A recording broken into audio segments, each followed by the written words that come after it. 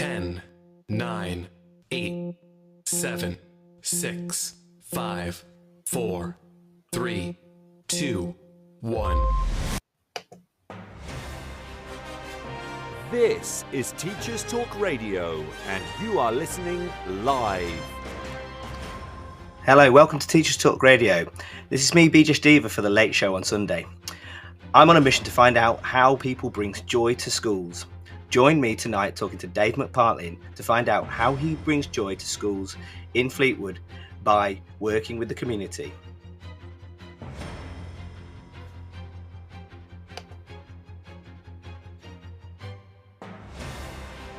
This is Teachers Talk Radio, and you are listening live. Tune in live at ttradio.org, or to join in the conversation, download the Podbean app and search Teachers Talk Radio. Follow the hashtag TTRadio. Tune in, talk it out with Teachers Talk Radio.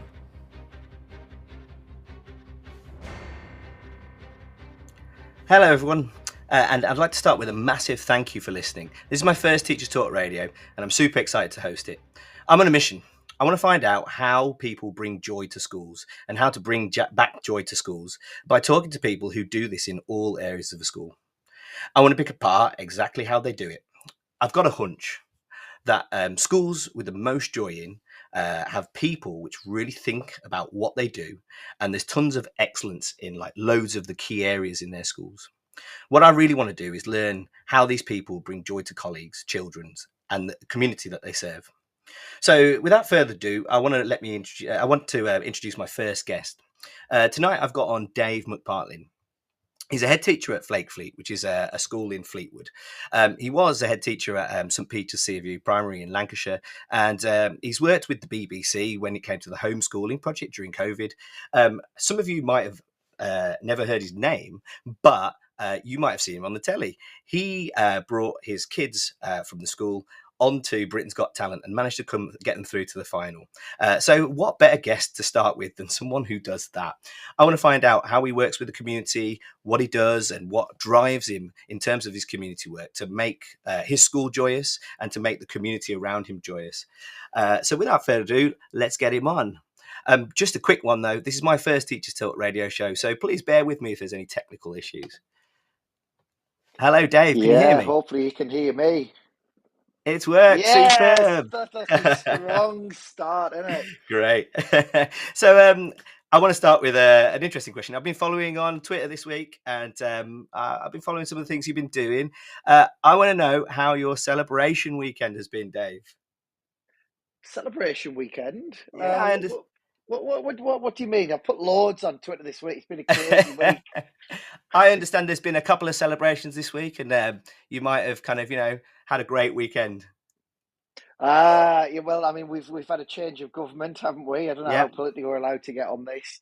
We've obviously had England in the Euros, but I think for the first time in a long time, I just feel like things are heading in a positive direction.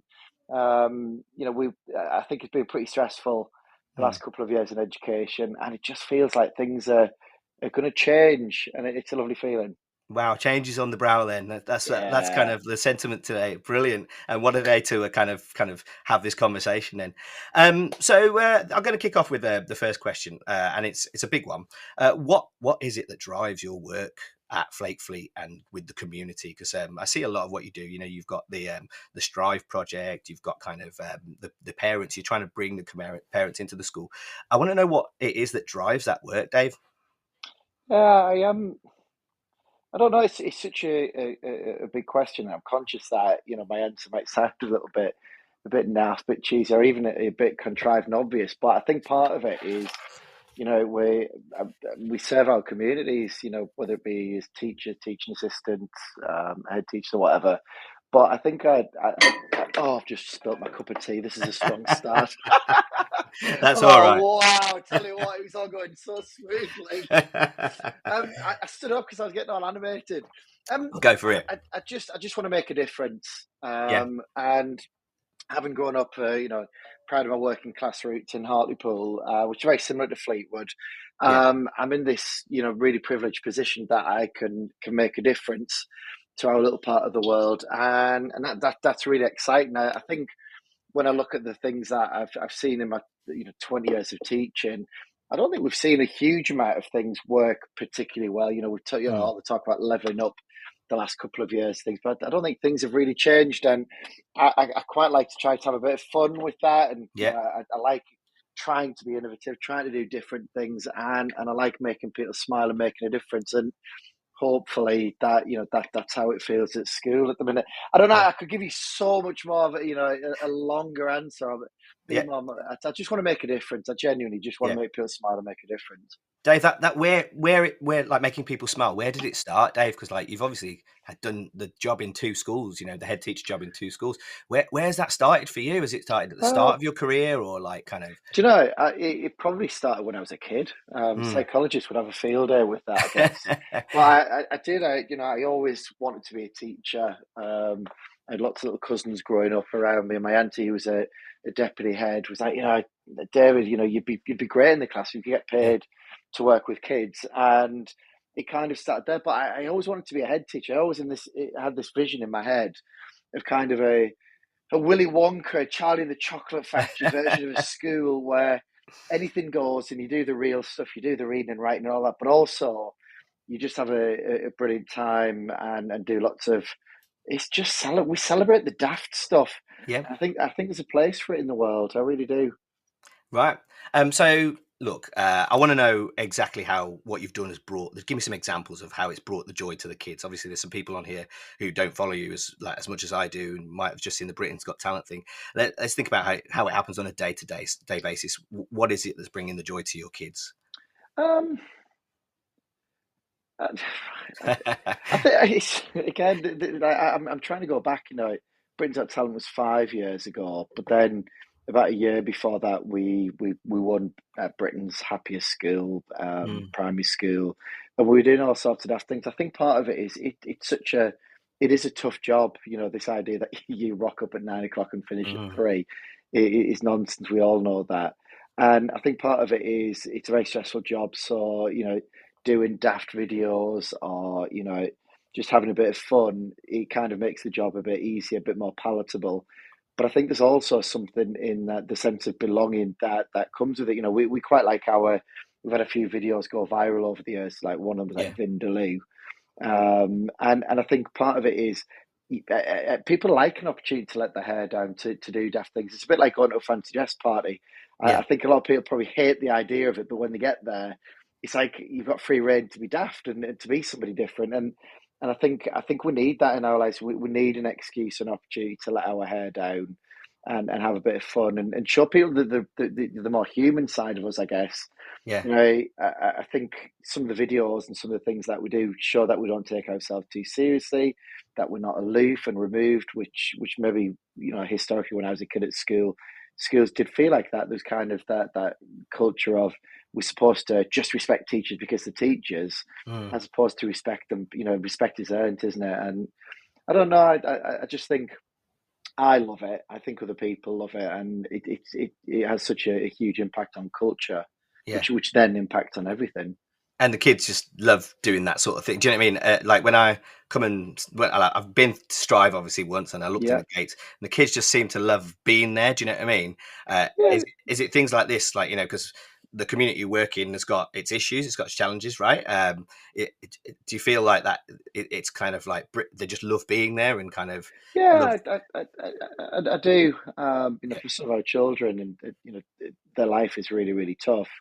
And some of them might have come to school without having had a breakfast, or things are particularly they're really struggling at home with poverty and things like that. So we want to create this warm, welcoming environment where they feel safe, they feel looked after, they feel cared, they feel loved. And that's not a word that we use very often, sadly. But I do love the kids. I love our community. I love our staff and whatever. And hopefully that relational approach, very much the Paul Dix approach to everything, hopefully that works for our children in the community. There's something exciting happens when you've got that psychological safety and you build those relationships. And I think we're in a really exciting phase at the moment. We've got our coffee shop open. I must stop calling it a coffee shop. It's a community centre.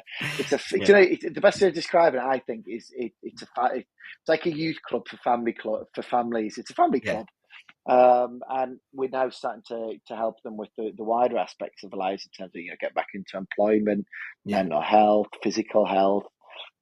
We support like cancer support, dementia support, women's aid, housing, all sorts of other things that people are struggling with. I guess it's just it's a children's centre and some, and that's really exciting for us. And that kind of sorry, you've got me like really reflecting on everything. Kind of, there's so many like different aspects to what we do and why we do it and how we do it. Trying to like link them all together, it just works, and it works for us.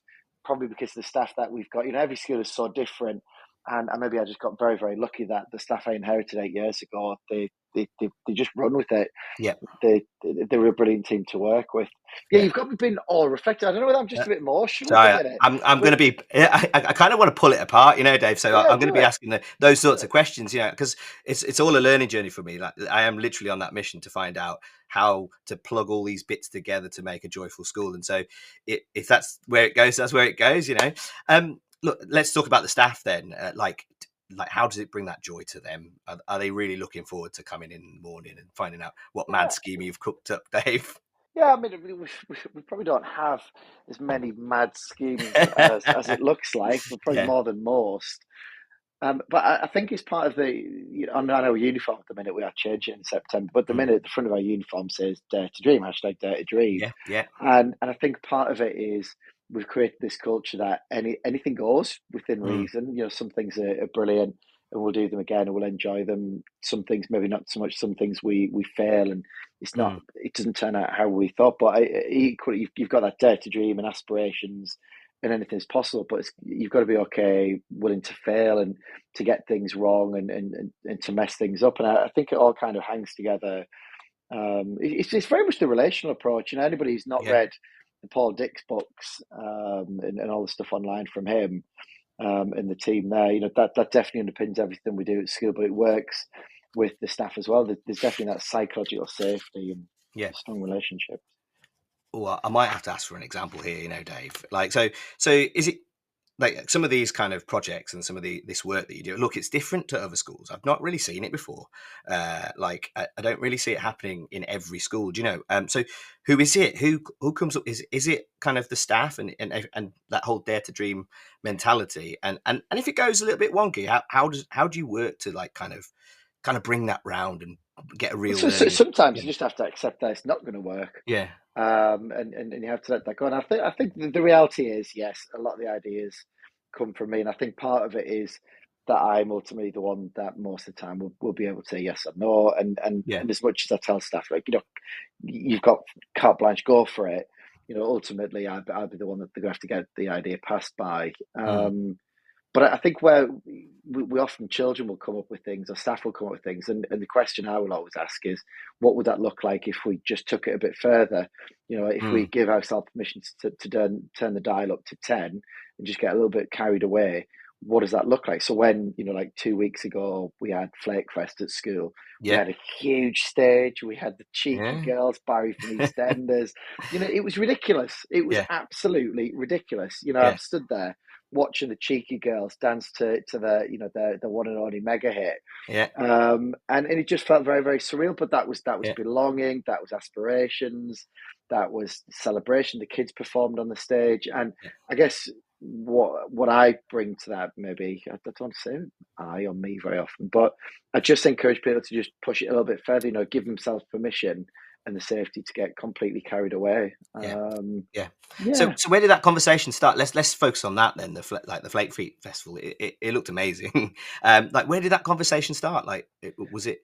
Can you take us back to how it evolved? Actually, I do remember. Yeah, the first conversation was 8 years ago. I just started in the job, and a member of staff came and said, "I'd really like to do a festival." And I think they thought that I was going to say no. And I was like, yeah, we could do this and we could do that. and the first year we had a relatively modest stage, and it was during the day. And then the next year we got a bigger stage, and we got fireworks. And then the next year, we suddenly figured out how that you had to go through agents and you could reach out. And, Yeah. then we learned that pit barriers were, things evolved. Yeah. And what on the face, it sounds like an absolute ridiculous idea that you couldn't pull off. I never thought we'd have remote control pyrotechnics going off on the roof one year. Yeah. But actually, when you break it down to its component parts and you build things up over a period of time, you end up at this position where you can pull off things that probably schools or places shouldn't pull off. But you've put the hard yards in Yeah. the years leading up to that, and you've learned from things that worked as well as the things that didn't. Why don't you think? Why do you think other schools don't? Like, you don't see this. I'm not gonna lie to you, Dave. Yeah, Like, it's funny because I'll never know what it's like to look in, and I'm yeah. conscious that sometimes it might look like we're a bit fame hungry, attention seeking, and it's not. Yeah. We're having a laugh. Yeah. I think maybe it's the culture that we've all worked in the last couple of decades. That one, it's not necessarily the done thing. That for some, the things that we're doing are a little bit too disruptive. But Yeah. hopefully, we're pushing boundaries as we do things in other skills. I think, well, we can do this and we can do that. I think it's time. It is a very stressful job, particularly as a head teacher at the moment. I've been quite honest about some of the things I've struggled with, and being Yeah. on medication for stress and so on. Yeah. And it's tough, and finding the time to do them can feel absolutely impossible. And looking back, the last couple of years, we did stop doing some of the fun and exciting things, and I think that was the pressure of post COVID and the challenges that we've had, but also funding and the behaviour and all the other stuff that we've got going on. Trying to find the time to do the more out there things Yeah. was really, really difficult, which is why it's nice to be back. But then part of me feels really sad that, we've been through Ofsted, we've had our Ofsted, 2 or 3 years have been in the window, and I kind of resent the way that it makes you feel and how you probably say no to things that you would say yes to when you're not in the window. That's not right. It's not fair. I hope that changes pretty soon. Yeah. So do you feel like you kind of had to keep working with the community alive during that period of time? Do you know, when you were in the window, and kind of was it one of those things that you just had to push back so that you? Yeah, I think we're always. I mean, I think Yeah. we've worked probably more and better with the community than we ever have done. Yeah. But it just meant the more, say, making a silly video that might take a day out of your timetable, or taking them on trips and things like that. When you don't have the time, the capacity to do things, then unfortunately they're not going to get done, and that's such a shame, because those are the things that when you're absolutely exhausted and shattered, you say no to things at the very time that you probably need to say yes, and that it'd be really good for you and for everybody else. So it's a real contradiction, I guess. Yeah. Dave, moving forward, what does it look like in terms of, if you wanted to see more space for that in a school, what would that look like, Dave?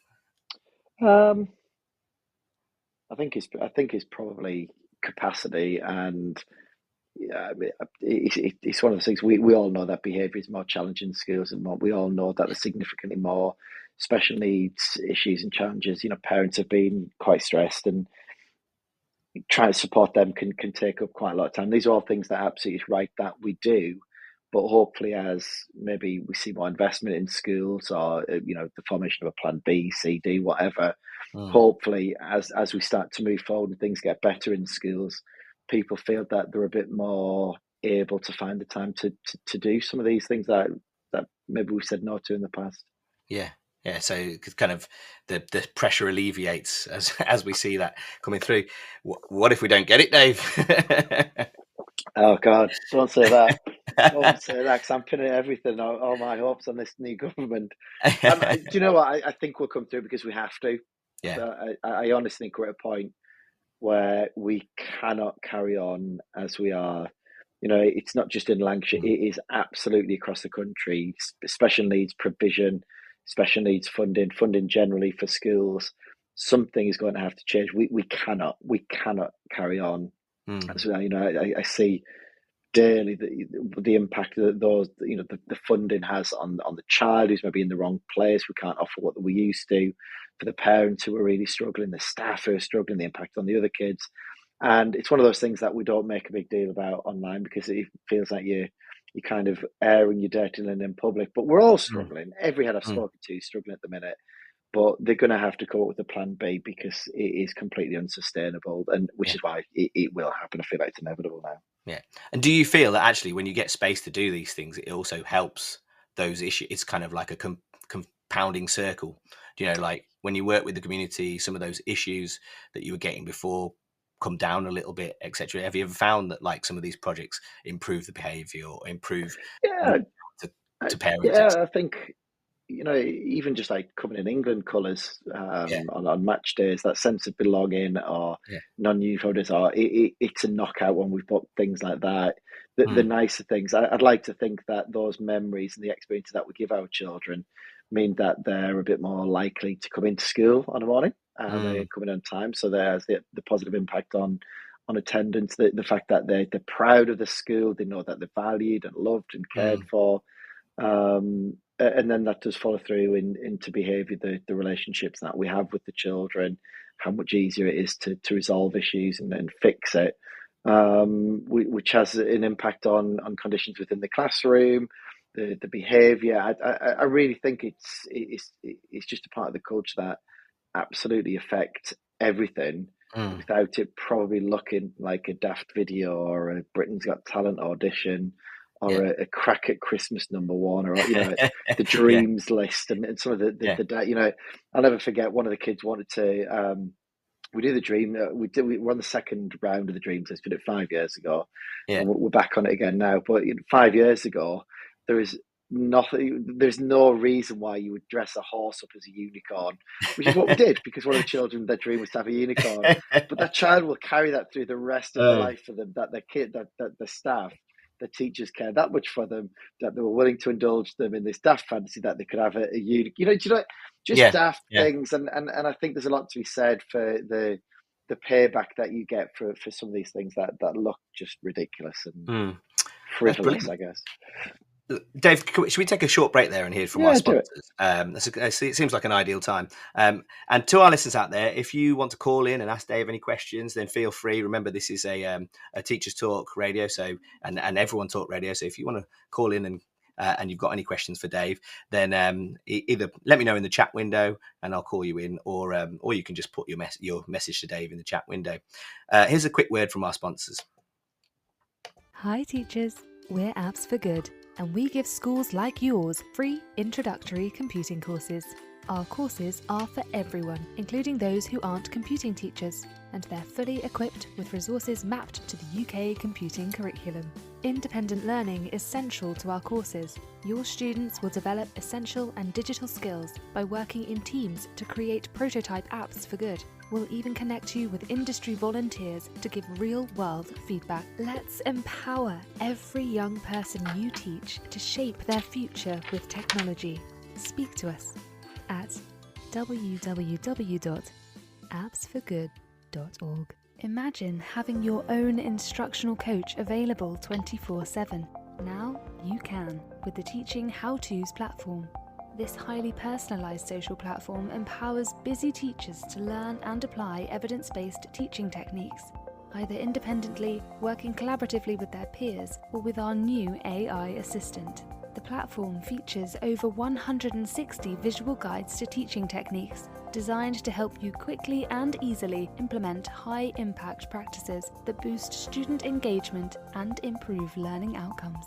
Join over 200 institutions worldwide that are elevating their teaching practices with the How-To app. No gurus, just practical support anytime you need it. Interested in finding out more? Visit teachinghowtos.com and register for our next webinar. Are you looking for best practices and innovative strategies to foster confident, lifelong readers? Watch sessions by thought leaders in education, literacy experts, and EdTech specialists from the International Reading Conference for free. The lineup included renowned speakers such as TV personality and education expert Basit Siddiqui and beloved children's author Michael Rosen. The three-day conference explored a range of topics at the forefront of the current educational landscape, with sessions relevant for all educators and key stages. Sign up to receive the recordings for free by visiting the Reading Solutions UK website at readingsolutionsuk.co.uk.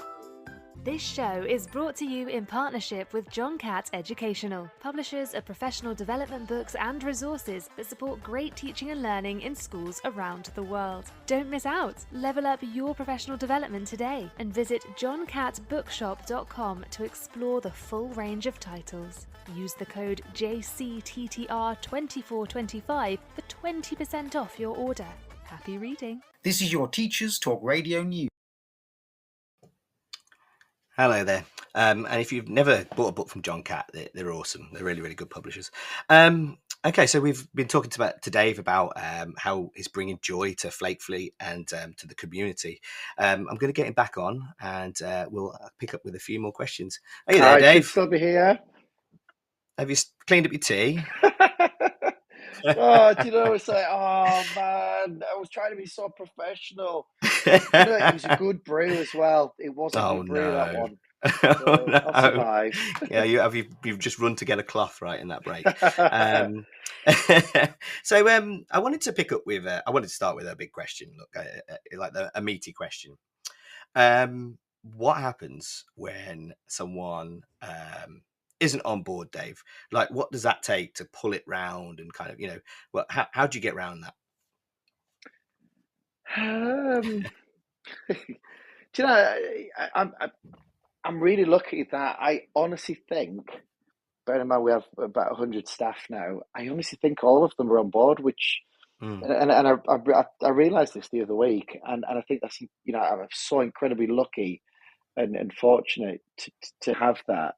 And I found myself thinking, actually, how have we got to that point? And I think it's just persistence, keeping going.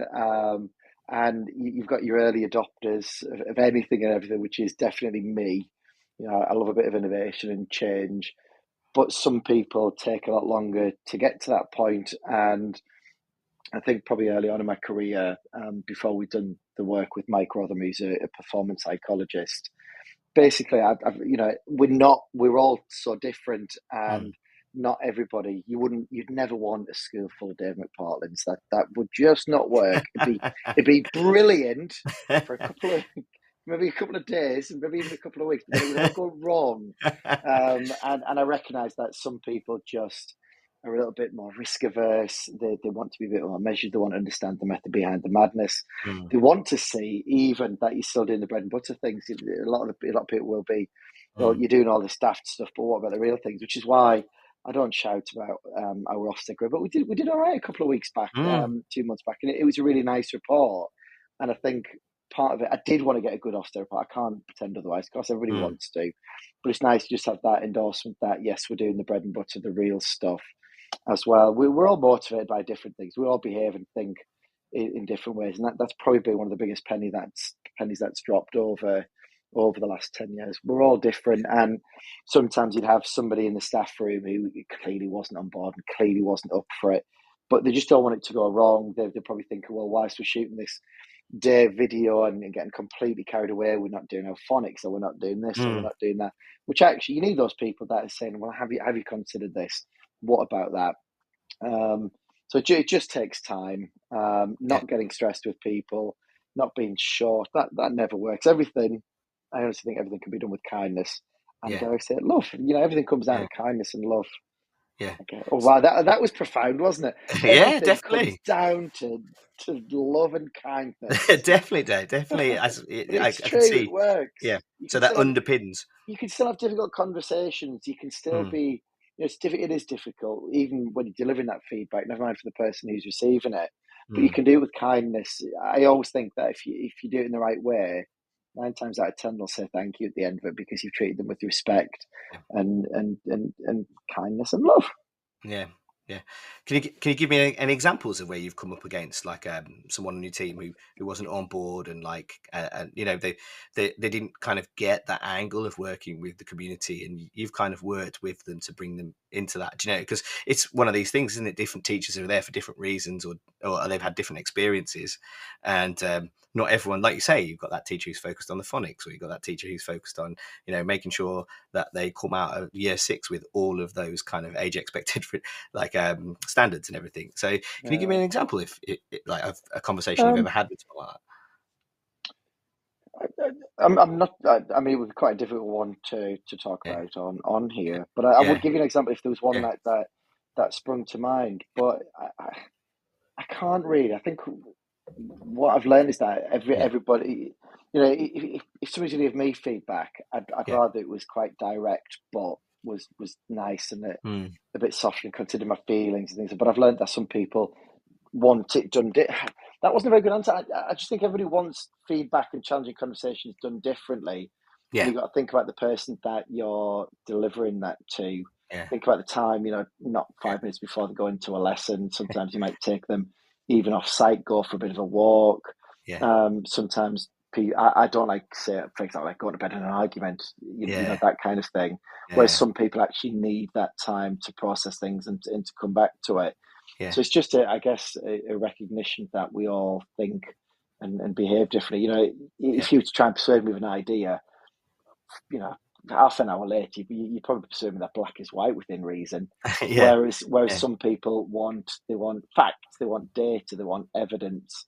Yeah. They want time to get their head around it, and I think it's just that appreciation that we're all so different, and most of the time when somebody does disagree with you, they're not doing it to be deliberately awkward. There's something at play there, and it's just trying to understand that more. And I think 15 years of headship nearly, I think that's probably been the biggest lesson. Just that, being short with people or giving a bit of a telling off, that never works. Yeah. I think you can always do things the nice way, and people will respect you for that. And it'll be the making of that relationship and easier for the conversations further down the line if it ever needs to happen again. Yeah, I like that idea of kindness and kind of approaching everything with that underlying kindness and kind of meeting the individual and their needs.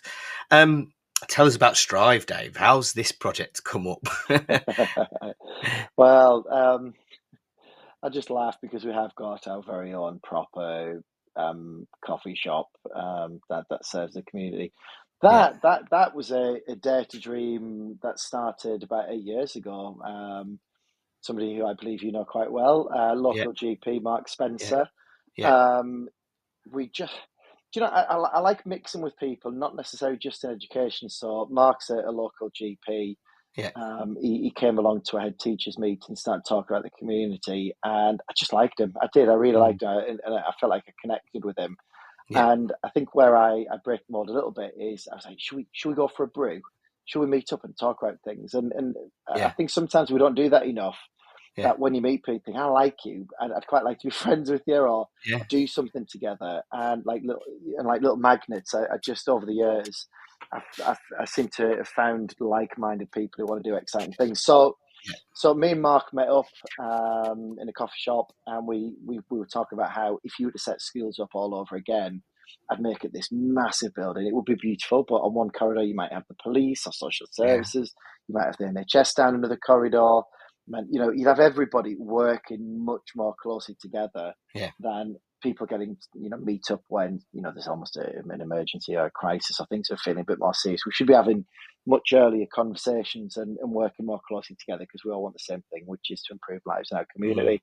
And we had this idea 7-8 years ago of a coffee shop, and about 3 years ago, we've been talking about it for ages, and Mark suddenly figured out where we might be able to access this funding from, and that was the start of the real conversations about, can we take the children's centre back? What would it look like? The reality dawning that I'd never even worked in a coffee shop, never mind opened one. But then we found another, pulled another little magnet in, and Rupert Riley, one of our ex-pupils, is one of the national managers at Cafe Nero, and they were amazing. They helped us plan it. They gave us advice of where things needed to go and did the training. And we'd have been lost without them. But there's just been lots and lots of people who've helped us along the way to have this beautiful coffee shop where people can come. They can hot desk in there. They can, they can meet with friends. They could do anything. But then there's a more private, small meeting room with 2 sofas in. That's very, not sumptuous, but it's lovely to be in there. That you can do counselling, you can have interviews, things that need a bit more privacy.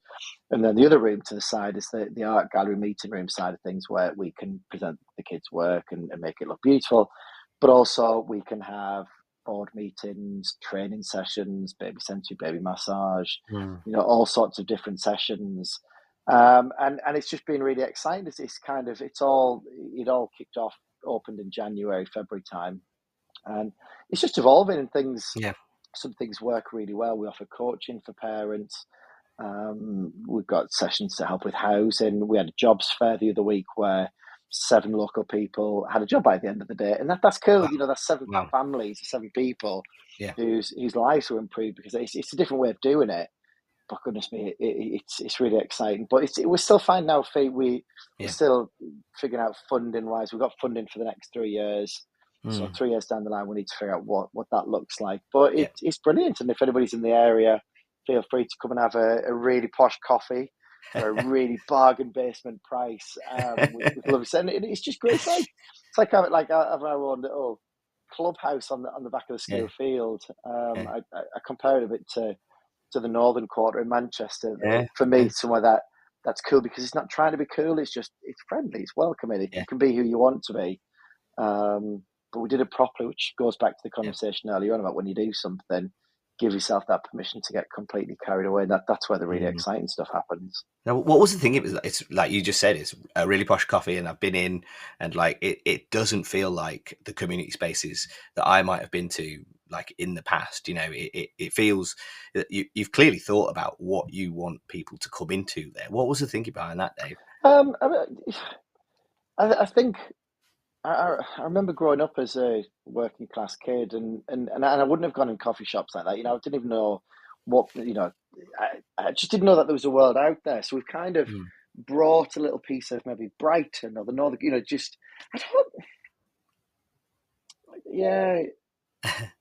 Ask the question again. I found my brain suddenly wanders off sometimes. That's all I get right. all pensive and I'm like, wow, that was a good question. But then I forget what the question was in the first place. When you go in there, right? Because you've got the kind of, you know, if you think of the thinking behind it, a community hub, what's the thinking behind like having the coffee, having the nice sofas, having the, you know, even the lamp fittings? You've thought about that. It's all intentional. Right?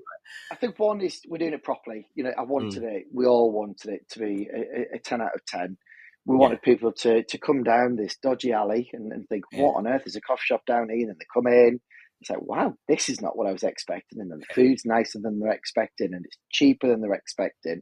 And it's somewhere that you want to go when compared to a lot of children's centres who, because of underfunding, they're just not very warm, welcoming places to be. That if your life's going a little bit wrong, do you really want to step foot into a dilapidated building as some of them are? That just feels unloved, and I guess that word, love, it feels loved, and I think back to, you know, years ago, I've been through a couple of miscarriages, sadly. That, you know, that's a different phase of my life, but I'll never forget being putting it in a little side room that was all magnolia, bereavement pamphlets there. It was just a grim, miserable, horrible place to be, and I just remember thinking, this surely is clearly where people are brought when things are not great.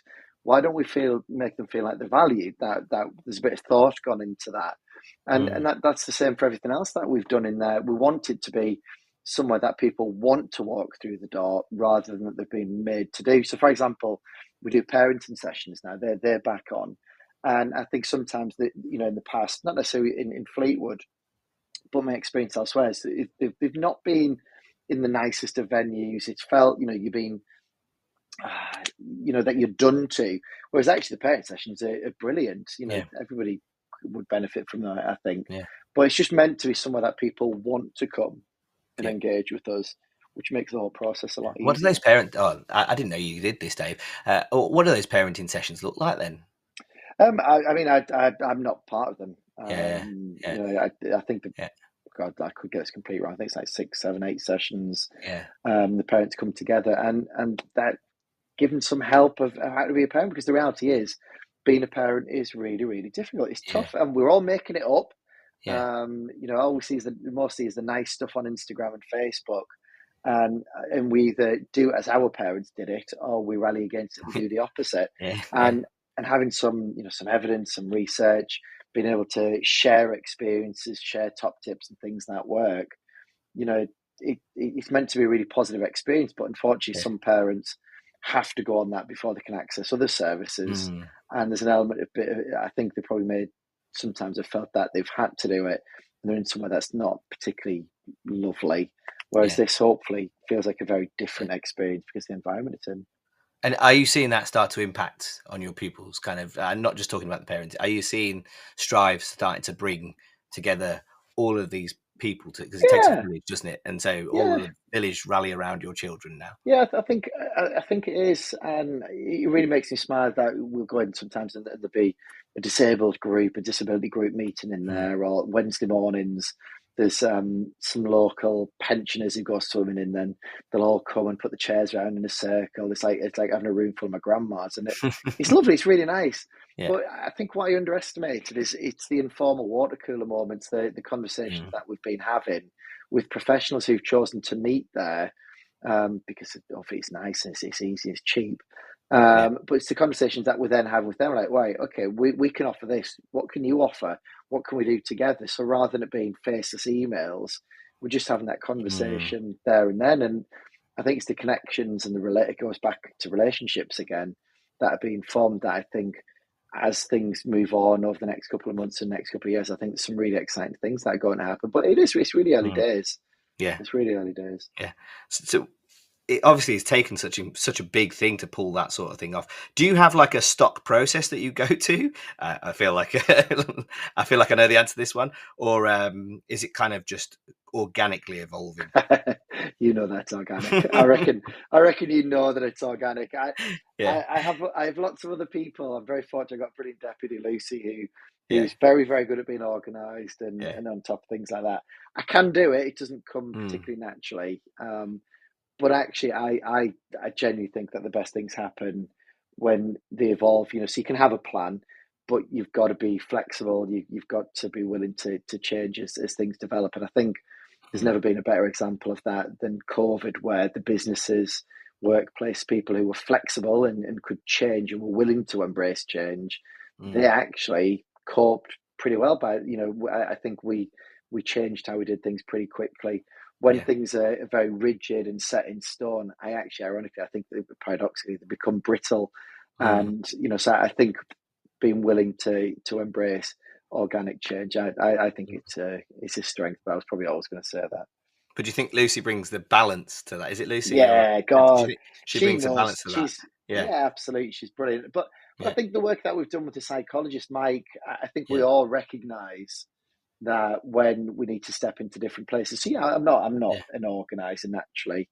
Planning and research isn't something I don't particularly like typing particularly much, but I recognise that I struggle with that. So it's something that I've worked on over the years, and I think what we're very good at is playing to people's strengths. And the prudent, risk-averse member of staff, for example, during COVID, that is exactly what you needed. You couldn't have me. I mean, I am ever the optimist, the positive one who hopefully rallies the troops and make people smile. That alone was never going to get us through COVID. We needed the organisers and the planners and the rotas and the routines and things like that. So I guess part of it is playing the strengths and making sure that you got a diverse team. I think probably at the beginning of my career, I would have, in interviews, I would have been looking for another version of me. Right. And I would have had loads of them. And honestly, that is absolutely not what I look for really these days. And so, I think self-awareness really does affect everything, and awareness of other people being different. Yeah. Tell us about that work with the psychologist, Dave.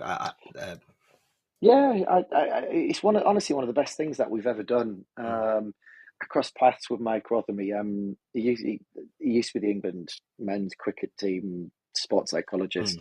He works with blue chip banks and Olympians and all sorts. And we've been really lucky to work with him over the years.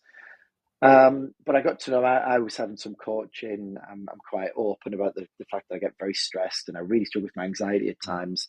And he's coached me over the years. And then we started doing work as a senior leadership team. And we do these spotlight profiles about knowing yourself and knowing others and playing to your strengths. And when, if you overplay a strength, it becomes a weakness and things like that. And it became the culture for the senior leadership team. But where it got really exciting is when we did all of the profiles for all of the staff, all of the teaching assistants, all of the, literally everybody in the school, the office staff. And I think that's where it got exciting, that suddenly we had this shared understanding of ourselves and others, shared vocabulary Yeah. So that sometimes we'll say, "Oh, I need to be a bit red here.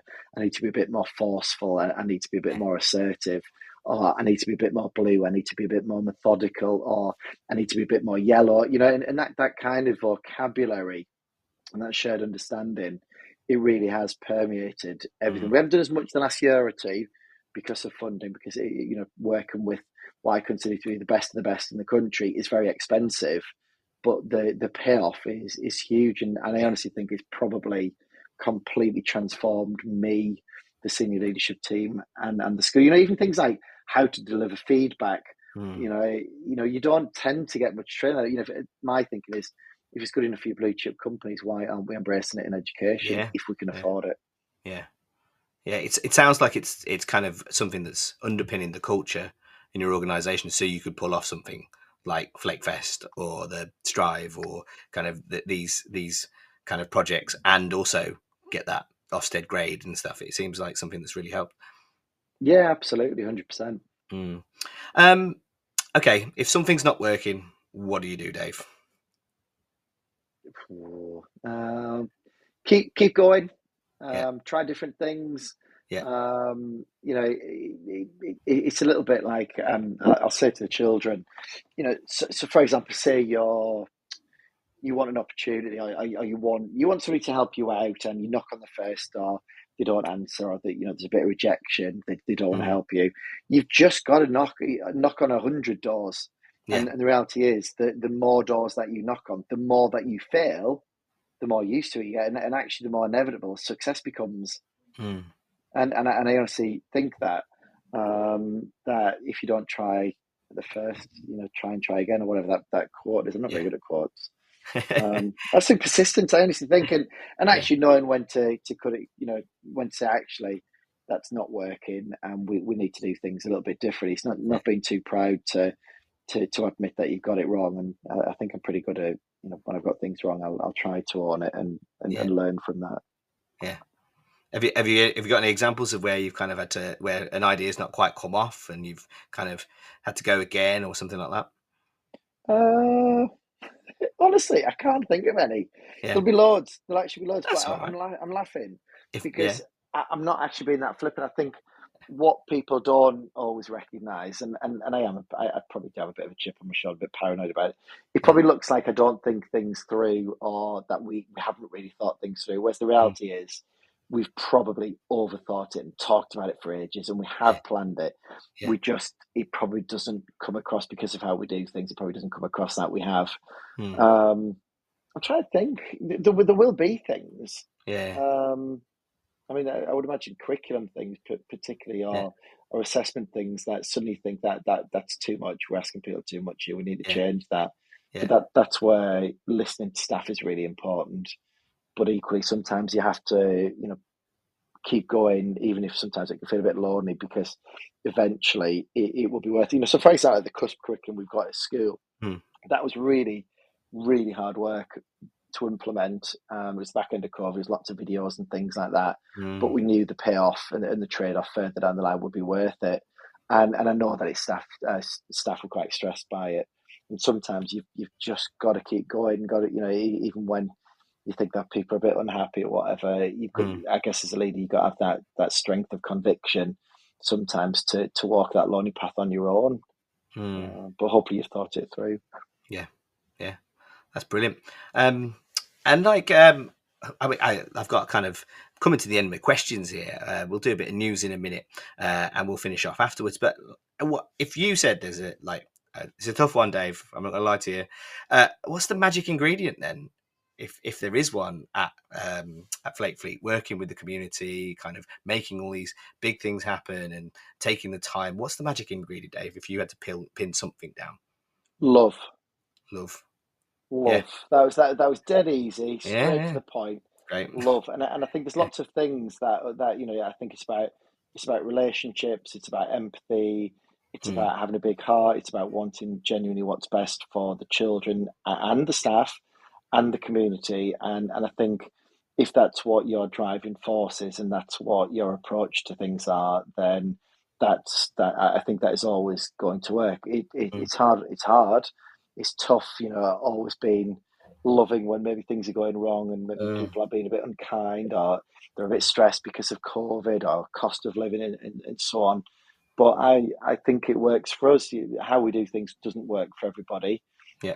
Some people be complete. I clearly love prancing around in sequined lycra. Side.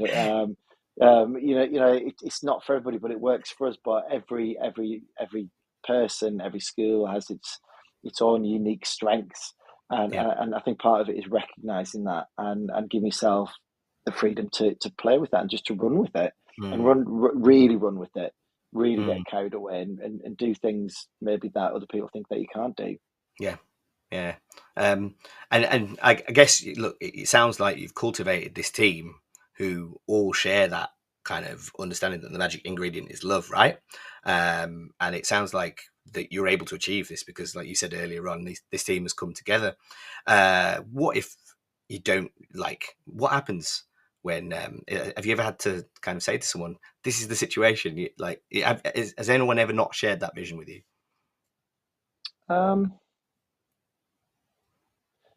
There must be loads. There must be, but I think sometimes you probably have a gut feeling that people aren't really getting why we're doing this, or they aren't up for it. But I guess that's where, if you've got the best of intentions and you've thought it through, it's okay for people to not get it. That's actually okay. Yeah. They just might take longer. But then, if they don't get it, and that's coming at a cost to the children or to the school, then you would have to have that conversation because that's the right thing to do. I would have that conversation because I love our children. I'd have that conversation because I love our staff. So even that is driven by love. God, this is sounding really out there, isn't it? Oh no, it's amazing. This is kind of where we want to get to. Do you know what I mean? Because without these thoughts and stuff, we just end up with a series of actions that we, like, in my mind, that we just execute. This is exactly kind of what I'm after when I'm on this mission to find where the joy comes from. And I think you've been really you've been very curt and kind of honest there. I'm going to read Tom's just kind of send it as a message through. He said in the chat window, honesty is truth. You can't have love without honesty.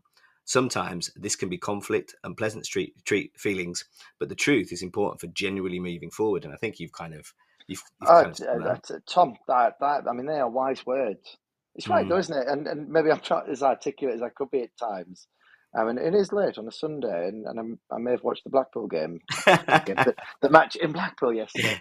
But he's right; it's absolutely right, and it's that kind of that the bit about truth. There's a book, I think it's Kim Scott, Radical Candor, and what I took from it is essentially that if you respect somebody, then you'll tell them the truth, because actually that's what a good friend will do. You don't want somebody who just tells you what you want to hear. That's actually quite dangerous. That's quite bad.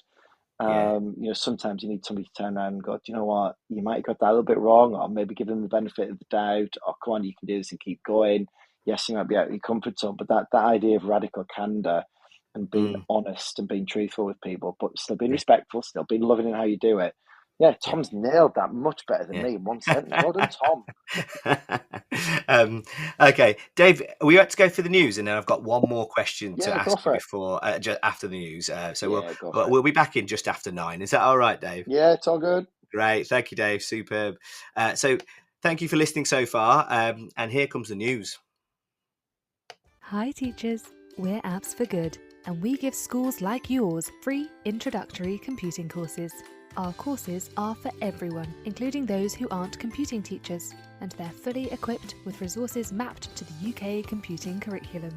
Independent learning is central to our courses. Your students will develop essential and digital skills by working in teams to create prototype apps for good. We'll even connect you with industry volunteers to give real-world feedback. Let's empower every young person you teach to shape their future with technology. Speak to us at www.appsforgood.org. Imagine having your own instructional coach available 24/7. Now you can with the Teaching How-Tos platform. This highly personalised social platform empowers busy teachers to learn and apply evidence-based teaching techniques, either independently, working collaboratively with their peers, or with our new AI assistant. The platform features over 160 visual guides to teaching techniques, designed to help you quickly and easily implement high-impact practices that boost student engagement and improve learning outcomes. Join over 200 institutions worldwide that are elevating their teaching practices with the How To app. No gurus, just practical support anytime you need it. Interested in finding out more? Visit teachinghowtos.com and register for our next webinar. Are you looking for best practices and innovative strategies to foster confident, lifelong readers? Watch sessions by thought leaders in education, literacy experts, and EdTech specialists from the International Reading Conference for free. The lineup included renowned speakers such as TV personality and education expert Basit Siddiqui and beloved children's author Michael Rosen. The three-day conference explored a range of topics at the forefront of the current educational landscape, with sessions relevant for all educators and key stages. Sign up to receive the recordings for free by visiting the Reading Solutions UK website at readingsolutionsuk.co.uk. This show is brought to you in partnership with John Catt Educational, publishers of professional development books and resources that support great teaching and learning in schools around the world. Don't miss out. Level up your professional development today and visit johncattbookshop.com to explore the full range of titles. Use the code JCTTR2425 for 20% off your order. Happy reading. This is your Teachers Talk Radio News for the week ending the 6th of July. Times Education Supplement reports that 6 of the 11 specialist maths schools have been delayed, prompting head teachers to wonder whether the millions spent so far might have been better spent at existing sixth forms. The Specialist Maths Schools program began in 2019. Each specialist maths school was set up by a multi-academy trust and linked to a university, and were designed to increase the number of graduates studying maths and science subjects. However, the date at which these schools are due to open has increasingly slipped into the future, as problems with finding sites and completing planning have led to increasing delays. A new Labour government has indicated that they will replace the single word Ofsted judgments with a report card system, and have outlined 9 principles on which these report cards will be based. The 9 include a new emphasis on special educational needs, a flexible approach which takes into account the special circumstances of individual schools, and collaboration in school improvement between groups of schools. A time frame for the new system has yet to be announced. The new Children's Laureate, Frank Cotterell Boyce, begins his 2-year tenure in the role. He stated that during this period, he wants to demonstrate that making children's lives better by increasing their access to books and reading, which he calls the apparatus of happiness, is critical to the prospects of generations to come. And he's adamant that the research backs him up. There's nothing speculative about this, he said. We've got the figures, and we've had them for 25 years, and what a difference reading for pleasure and reading together makes for the life chances of children. Research by the organisation Teacher Tab have shown some worrying trends in the relationship between parents and schools. While 85% of primary school teachers indicated that they had a positive relationship with parents and home, only 46% of secondary school teachers said they had the same, and a quarter of secondary school teachers and 30% of primary school teachers indicated they've ignored pupil misbehaviour out of fear of a kickback on social media. And 1 in 5 teachers have experienced abusive emails or messages from parents. And 1 in 5 teachers have also indicated that they've been subject to verbal abuse. from parents, and 2/3 of primary teachers say they've never had any training on managing parental relationships. With the Labour Party's commitment to extend voting to 16-year-olds and above, the publication Children and Young People Now have called for stronger political education to be offered in schools. Since, while votes for 16-year-olds remains widely popular among that age group, they also are the least likely to vote. Looking back on the last 14 years of Conservative government rule, the investigative journalist Warwick Mansell, in his online newspaper Education Uncovered, compiled a list of the 10 most egregious scandals in education over the last 14 years. These included such things as the lack of transparency in funding of multi-academy trusts, the payment of executives, and of course, the disastrous handling of the pandemic and qualifications. But above all, of the 10 scandals, the number one scandal was evidence that Ofsted had made up research findings in order to support its political agenda. In one case, Professor Mark Boylan of Sheffield Hallam University told Schools Week that he was astonished to find Ofsted citing research that he'd never carried out. And Professor Mike Askew, former president of the Mathematical Association, accused Ofsted of a complete fabrication in relation to the work he'd carried out with fellow academics, which was cited in an Ofsted report. This week, the BBC reported that a giant blanket made by parents of pupils who've been excluded from primary and secondary schools has been officially unveiled. The crocheted blanket was made from 2,999 pieces of fabric, which represents the number of children who were excluded on average each school day in 2021 to 22. Dr. Sarah Martin Denham from the University of Sunderland, who led the project, said it had brought the community together in a way that is wholesome and empathetic.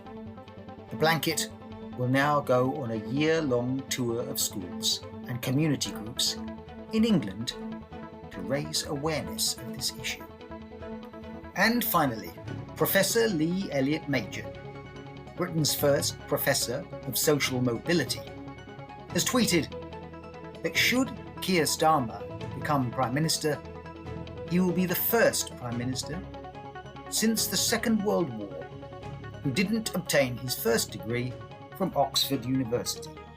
Starmer went to Leeds University and he's the son of a toolmaker. This has been your Teachers Talk Radio News, read by John Gibbs.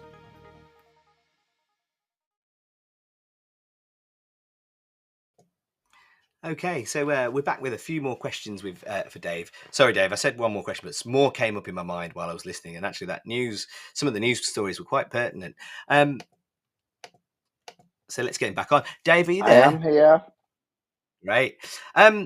Dave, I'm going to pick up with a question someone asked me they actually texted me a message through, and they said, how do you deal with not being treated with love and kindness?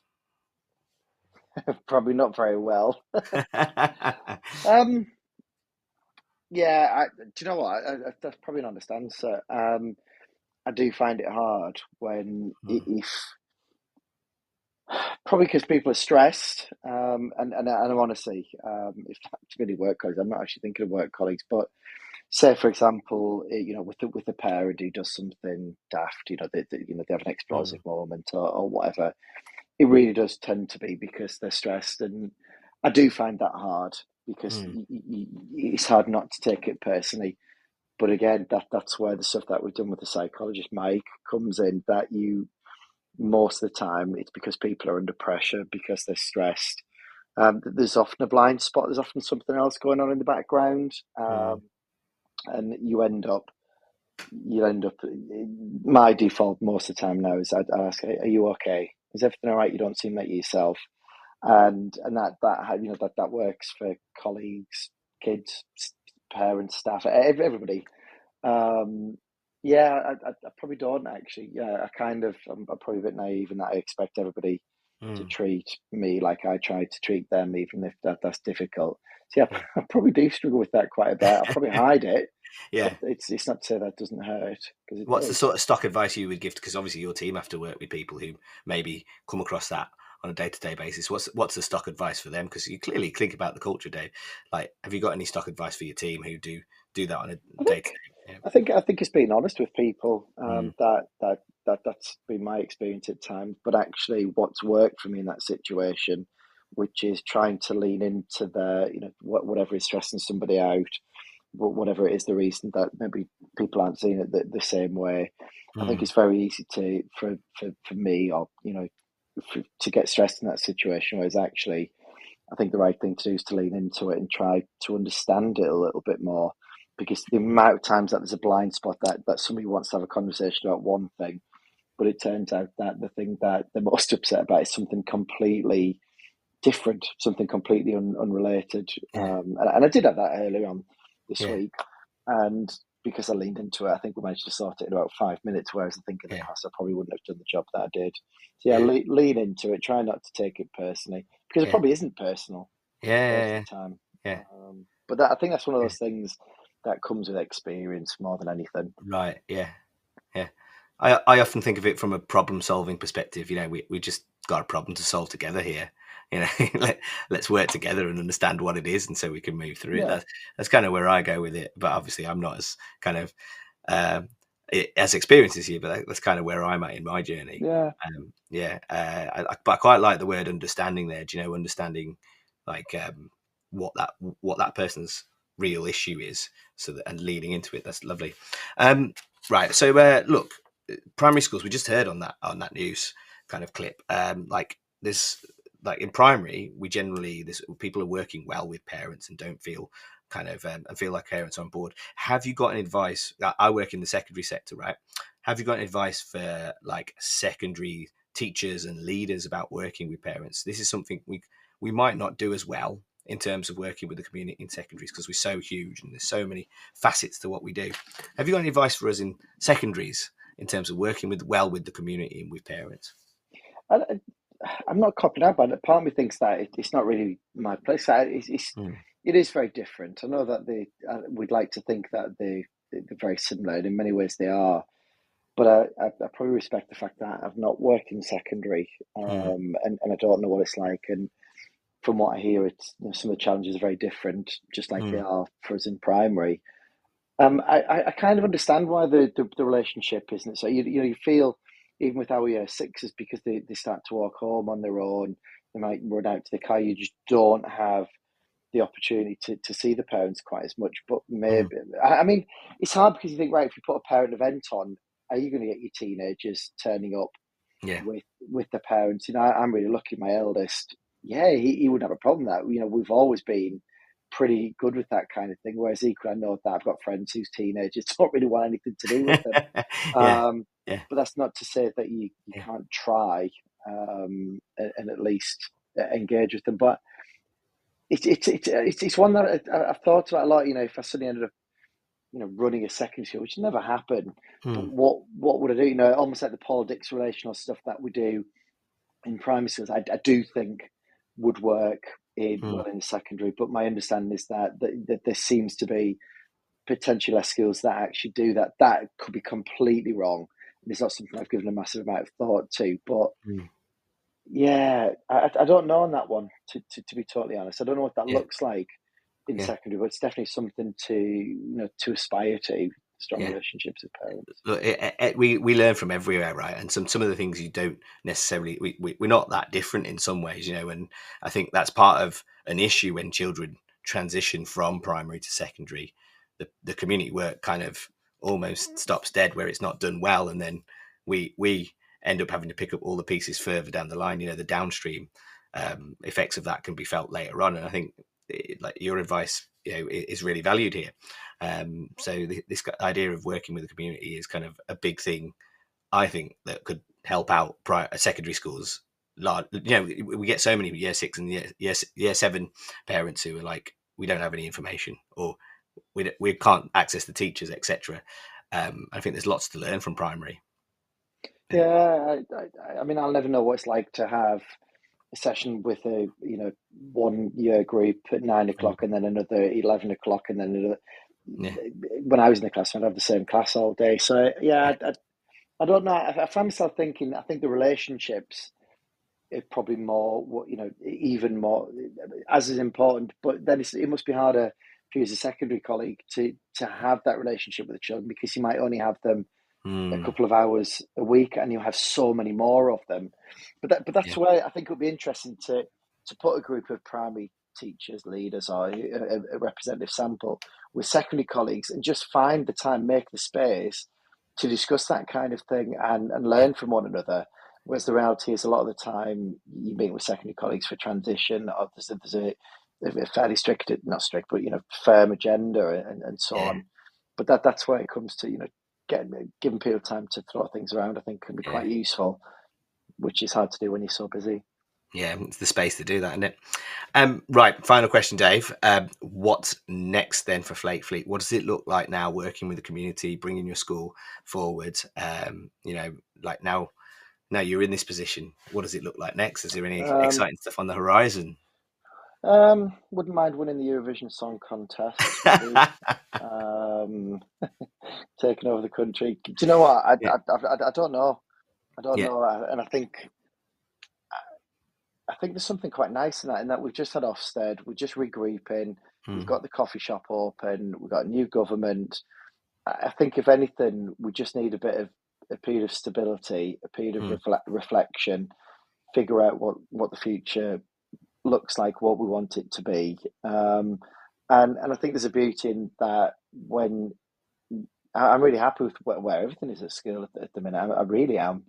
And I think because of years of running, we just need to, when suddenly there's a time for something to change or a place for an opportunity for innovation, then we'll run with that. But at the minute, no, there isn't. I think it's just, let's just do everything that we do as brilliantly as we can, I guess, which is quite a nice position to be in. I think we're in a really strong place at the minute. Yeah. So just let all those kind of projects blossom and flower. Yeah, I like that. Yeah. Let's water our plants and let them blossom. I like that.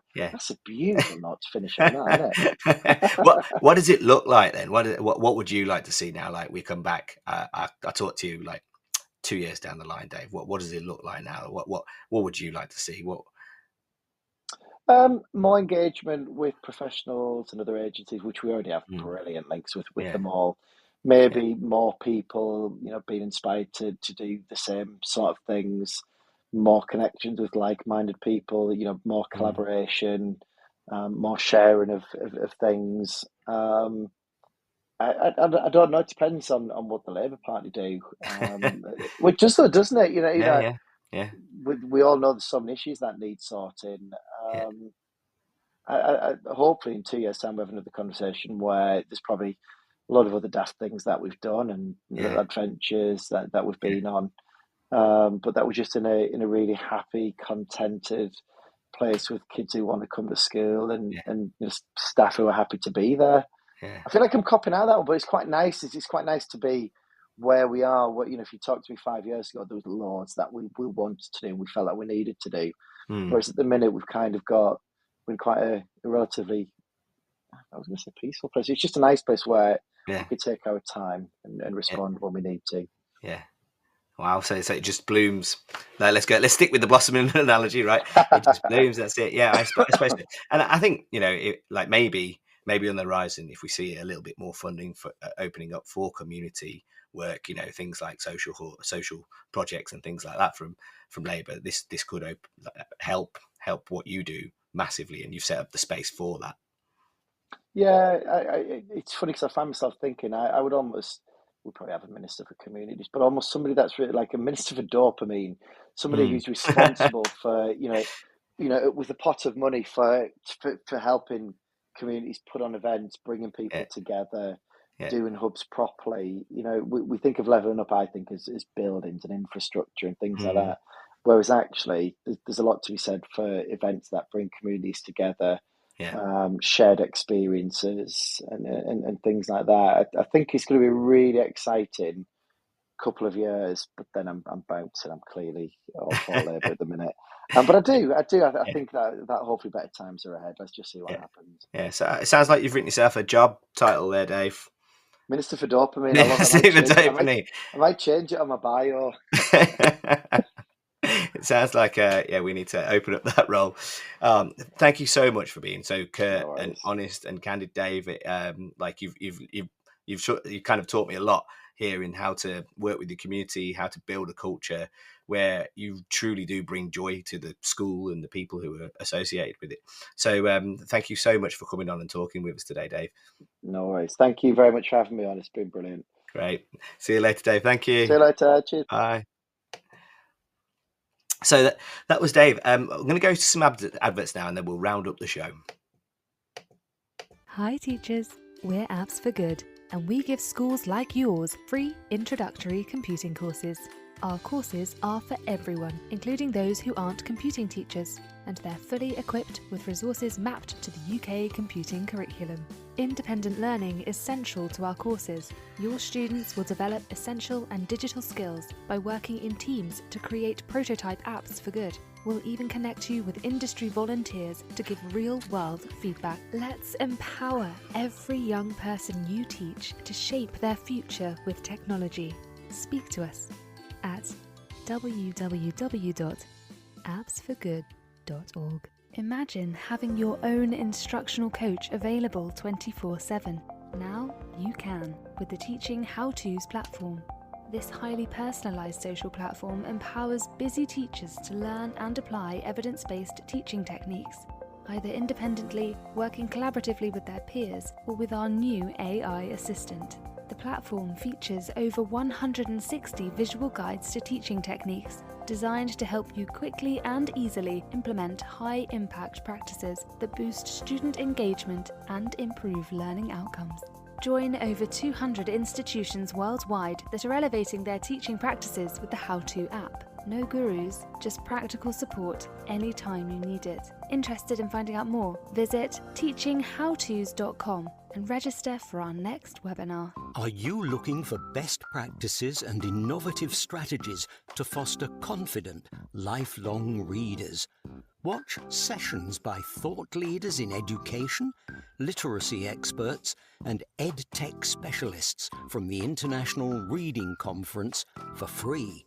The lineup included renowned speakers such as TV personality and education expert Basit Siddiqui and beloved children's author Michael Rosen. The three-day conference explored a range of topics at the forefront of the current educational landscape, with sessions relevant for all educators and key stages. Sign up to receive the recordings for free by visiting the Reading Solutions UK website at readingsolutionsuk.co.uk. This show is brought to you in partnership with John Catt Educational, publishers of professional development books and resources that support great teaching and learning in schools around the world. Don't miss out! Level up your professional development today and visit johncattbookshop.com to explore the full range of titles. Use the code JCTTR2425 for 20% off your order. Happy reading! This is your So what an amazing guest to have on. Learned so much from Dave there. It just complete honesty, and you can just kind of find the sense. You can see the sense of joy that comes out from what he does and his work. I think the biggest thing was that kind of informing your culture of using a principle like love and honesty, so that everyone's on board with you. Kind of that dare to dream slogan that they use is phenomenal, isn't it?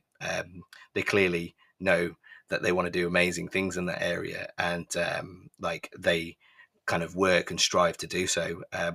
Bringing in other people from the community into your space is just a phenomenal idea. It would be awesome to have that school with all of that kind of community attachment to it, so that essentially the gaps weren't as big. You know, you weren't doing something over an email. You're doing something over a coffee in a really nice space.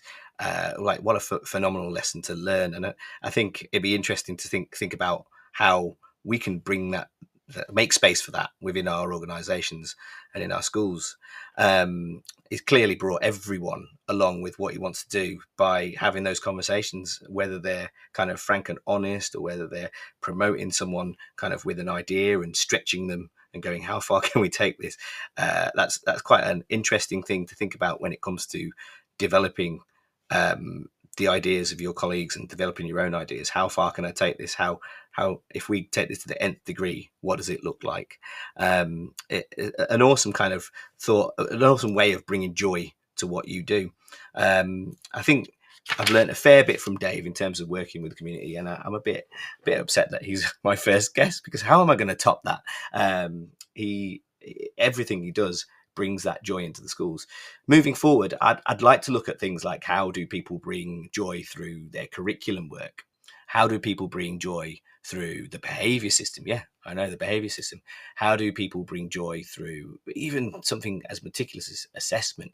Like what are people doing so that their colleagues and all the people around them are kind of getting joy from those processes? And hopefully I can kind of build up enough of these ideas to get a really good picture about how we make schools more joyous to work with. And that's kind of the aim of this kind of set of streams. I really want to find out how people do things, and I want to go to that meticulous detail. I think that, like, if you understand what people are doing, and the best schools are really intentional about it. Dave said that, it looks like they don't know what they're doing, but they've almost all overthought it. I love that principle. I love that idea that, you've overthought it, and then actually you've made it look so effortless and so like kind of so organic that it doesn't look like it's overthought. And I honestly think that the best schools with the most joy in them, people are doing this. People are kind of thinking through and really, really breaking down what it looks like, what they want to achieve. But if we take this as far as we go, how far can we take it? What's the end point here, which is like really far beyond what we first started thinking about. So that's the kind of aim of the show, to make sure that kind of to get this whole kind of almost step-by-step process of bringing joy into schools. I'm going to finish up there for today. Thank you so much for listening to my first show. It's a nerve-wracking experience. It's loads of tech, and apologies if there were any missed bits of tech and things like that. So thank you. I'll be on the first Sunday of every month, and I'll be continuing this idea of how we bring joy into schools. So once again, thank you for listening, and we'll see you the next first Sunday of the month. You've been listening to Teachers Talk Radio. Tune in live and listen back at ttradio.org. We look forward to hearing from you next time on Teachers Talk Radio.